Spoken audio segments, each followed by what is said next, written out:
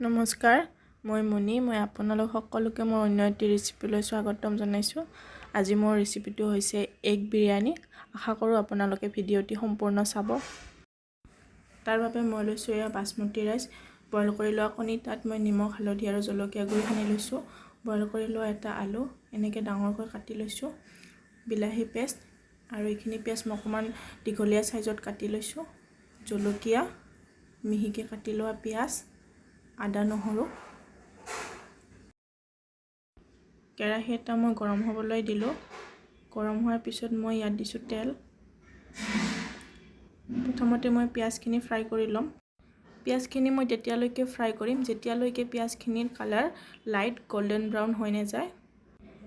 পিঁয়াজখিনি এনেদৰে ফ্ৰাই কৰোঁতে অকণমান সময় লাগে আৰু মাজে মাজে লৰাই থাকিব লাগে যাতে জ্বলি নাযায়। পিঁয়াজখিনি ফ্ৰাই হৈ গৈছে, এতিয়া এইখিনি মই উলিয়াই ল'ম। এতিয়া মই একেখিনি তেলতে কণীখিনিও ফ্ৰাই কৰি ল'ম।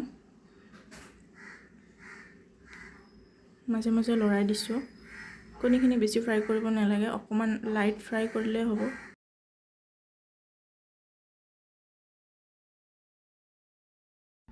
তাৰপিছত মই একেখিনি তেলতে আলুখিনি ফ্ৰাই কৰি ল'ম। তাত দিছোঁ মই অকণমান নিমখ, অকণমান হালধি আৰু এইখিনি ভালদৰে মিহলাই অকণমান সময়ৰ কাৰণে ফ্ৰাই কৰি ল'ম।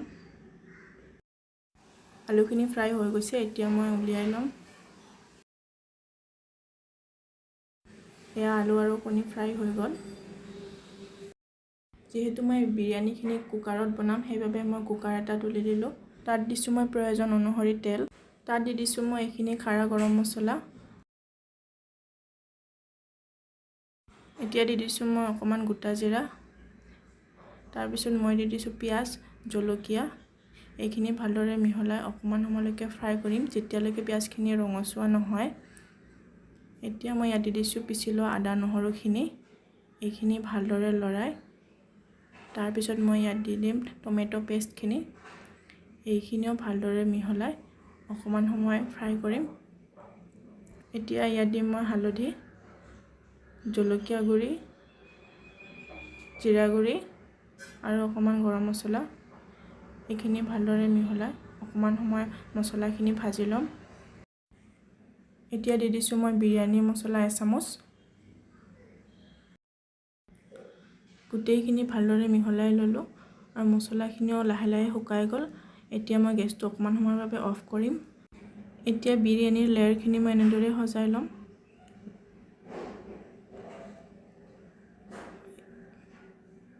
ওপৰত অকণমান পিঁয়াজ দি দিছোঁ, ভাজি লোৱা পিঁয়াজ। তাৰপিছত মই দি দিছোঁ বাসমতি ৰাইচখিনি। এতিয়া চাউলখিনি ভালদৰে সমান কৰি লৈছোঁ। বাকী থকা কণী আৰু আলুখিনিও মই একেধৰণে দি এনেদৰে সজাই ল'ম। তাত দি দিছোঁ মই আকৌ পিঁয়াজ, অকণমান গৰম মছলা, অকণমান জিৰা গুড়ি, অকণমান বিৰিয়ানী মছলা আৰু সোৱাদ অনুসৰি নিমখ। আৰু ইয়াত দি দিম মই অকণমান ঘি মই প্ৰায় 2 চামুচ ব্যৱহাৰ কৰিছোঁ। আৰু ইয়াত দিম প্ৰয়োজন অনুসৰি পানী। গেছটো অন কৰিলোঁ আৰু কুকাৰৰ ঢাকনিখন বন্ধ কৰি দিলোঁ। তাৰপিছত মই 2টা চিটি মাৰিবলৈ দিম।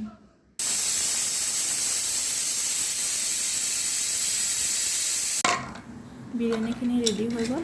আহকচোন চাওঁ কেনেকুৱা হৈছে। আজিৰ ৰেচিপি এগ বিৰিয়ানী আমাৰ ৰেডি হৈ গ'ল। কালাৰটোও ধুনীয়া হৈছে আৰু চাউলখিনিও ধুনীয়া এটা এটা হৈ আছে। ভিডিঅ'টি শেষলৈকে চোৱাৰ বাবে ধন্যবাদ। যদি ভিডিঅ'টি চাই ভাল পালে তেনেহ'লে লাইক, কমেণ্ট আৰু ছাবস্ক্ৰাইব কৰিবলৈ নাপাহৰিব।